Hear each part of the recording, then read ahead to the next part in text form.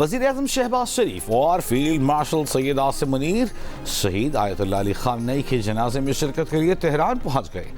وزیر اعظم شہباز شریف جنازے میں شرکت کے بعد دورہ ترکیہ کے لیے استنبول روانہ ہوں گے۔ وزیر اعظم غم کی اس گھڑی میں ایرانی قوم کے ساتھ یکجہتی کا اعادہ کریں گے، ایرانی قیادت اور سوگوار خاندانوں سے تعزیت کا اظہار کریں گے۔ وزیر اعظم کے ہمراہ نائب وزیر اعظم اسحاق ڈار، اسپیکر ایاز صادق، عطا تارڑ، وزیر اعلیٰ سندھ مراد علی شاہ، بلاول بھٹو زرداری اور نیّر حسین بخاری بھی موجود ہیں۔ وزیر داخلہ محسن نقوی جنازے میں شرکت کے لیے پہلے ہی تہران میں موجود ہیں، جہاں انہوں نے ایرانی ہم منصب اسکندر مومنی سے بھی ملاقات کی۔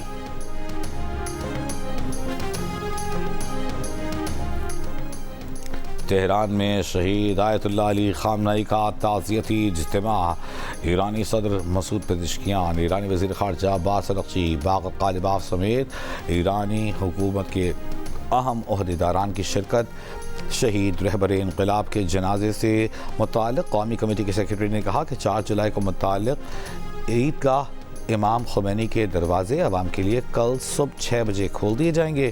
عوام شہید کے جسد خاکی کا آخری دیدار کر سکیں گے۔ 5 جولائی کو شہید رہبر اور ان کے گھرانے کے دیگر شہداء کی نماز جنازہ ادا کی جائے گی۔ سیکیورٹی خدشات کے پیش نظر نئے سپریم لیڈر مجتبیٰ خامنئی اپنے والد کی نماز جنازہ میں شرکت نہیں کریں گے۔ دنیا بھر سے تہران آئے وفود کا شہید آیت اللہ خامنئی کو خراج عقیدت۔ نماز جنازہ میں کئی سربراہان مملکت سمیت 100 ممالک کے مندوبین کی آمد کا سلسلہ جاری۔ نماز جنازہ کے بعد جسد خاکی تہران سے قم، پھر نجف اشرف اور کربلا لے جایا جائے گا۔ تدفین مشہد میں ہوگی۔ جنازے میں 1 کروڑ سے زائد افراد کی شرکت متوقع۔ ایرانی حکومت کا 8 جولائی کو ملک بھر میں سوگ کا اعلان۔ سپریم لیڈر آیت اللہ علی خامنئی 28 فروری کو امریکی اور اسرائیلی حملے میں اپنے گھر میں شہید کر دیے گئے تھے۔ اسرائیل یا امریکہ نے آیت اللہ خامنئی کے جنازے کے دوران حملہ کیا تو سخت جواب دیا جائے گا۔ ایران کے خاتم الانبیاء بریگیڈ نے خبردار کر دیا، کہا حملے سے پہلے 2 بار سوچ لیں۔ 28 فروری کو امریکہ اور اسرائیل کے حملے میں آیت اللہ خامنئی کی بہو اور موجودہ سپریم لیڈر مجتبیٰ خامنئی کی اہلیہ بھی شہید ہو گئی تھیں۔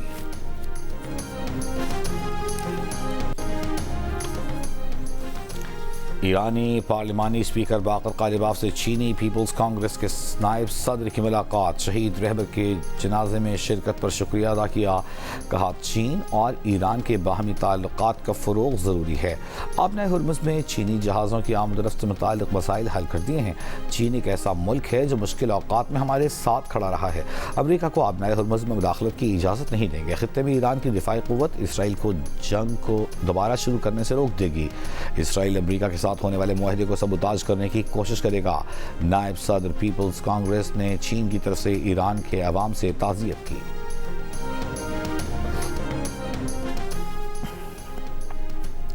بلوچستان کے ضلع شیرانی میں بس کھائی میں گرنے سے اموات کی تعداد 40 ہو گئی۔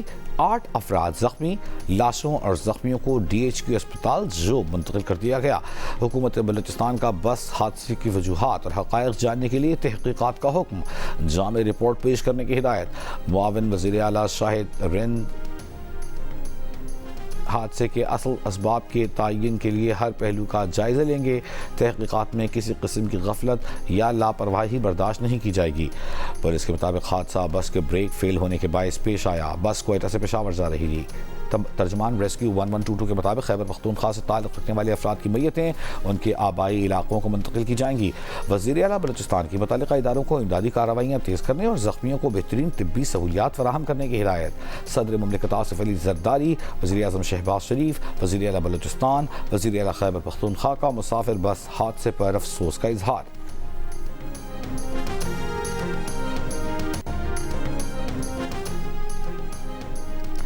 وزیر اعلیٰ پنجاب مریم نواز کی کہنا واقعے کے بعد والدین سے بچوں کی حفاظت کے لیے کردار ادا کرنے کی اپیل۔ کہنا کا دورہ بھی کیا، جاں بحق بچوں سے کے والدین سے ملاقات کی، تعزیت کا اظہار کیا۔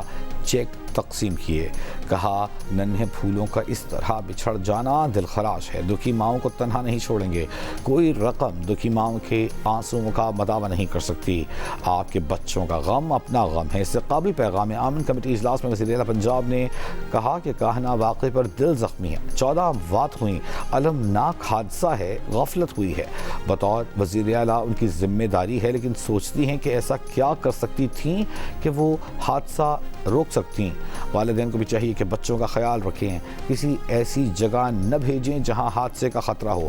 وزیر اعلیٰ پنجاب نے اجلاس میں سرگودھا میں 7 سالہ بچی سے زیادتی اور قاتل کو دلخراش واقعہ قرار دیا. کہا حکومت اپنی ذمہ داری ادا کر رہی ہے، لیکن حکومت کی گھروں تک رسائی نہیں. لوگ اپنے بیٹوں اور مردوں کی تربیت کیسے کر رہے ہیں دیکھنا ہوگا. سماجی مسائل کا خاتمہ ہم سب کی اجتماعی ذمہ داری ہے.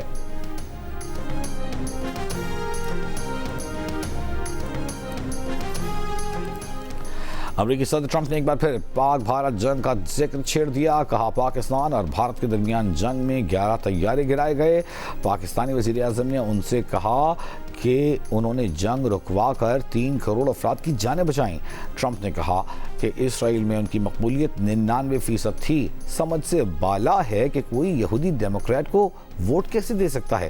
انہوں نے یہ دعویٰ کیا کہ ایران امریکہ کی تقریباً تمام ضروری شرائط ماننے پر آمادہ ہو گیا ہے.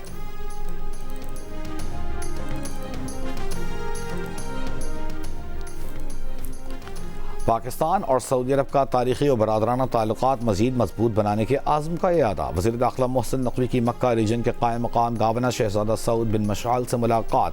عمرہ و حج کے بہترین انتظامات پر قائم مقام گورنر مکہ ریجن کا شکریہ ادا کیا.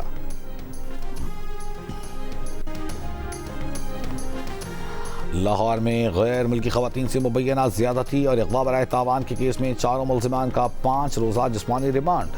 گزشتہ روز ہالینڈ اور وینزویلا کی خواتین کو 164 کے بیان کے لیے کینٹ کچہری میں پیش کیا گیا. پولیس ذرائع کے مطابق ملزم رضا ڈار اور دونوں غیر ملکی خواتین سنگاپور میں کاروبار میں شراکت دار تھے. مزید رقم انویسٹ کرنے کے مطالبے پر ملزم نے خواتین کو پاکستان بلایا اور اپنی رقم کی واپسی کے لیے دباؤ ڈالتا رہا. خواتین نے رقم کے لیے ہالینڈ میں اپنے اہل خانہ سے رابطہ کیا تو خاتون کے والد نے پولیس کو اطلاع دی. وزیر اعلیٰ پنجاب کی ہدایت پر گزشتہ روز دونوں خواتین کو پولیس نے 2 گھنٹے میں بازیاب کرا لیا تھا.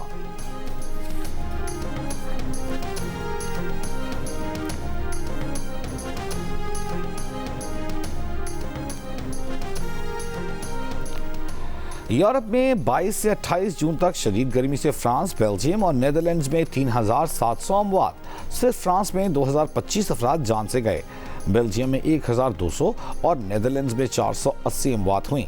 مرنے والوں میں زیادہ تعداد 45 سال سے زائد عمر کے افراد کی ہے. حکام کا کہنا ہے کہ اموات مزید بڑھ سکتی ہیں.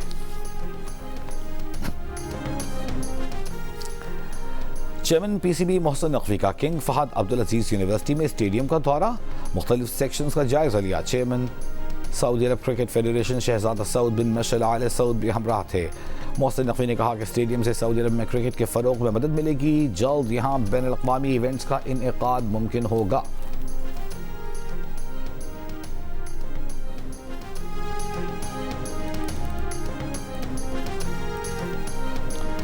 اور فیفا ورلڈ کپ میں آج رات 11 بجے آسٹریلیا اور مصر آمنے سامنے ہوں گے. رات 3 بجے کیپ ورڈے اور ارجنٹینا کے درمیان مقابلہ ہوگا. کولمبیا اور گھانا صبح 6:30 بجے ٹکرائیں گے.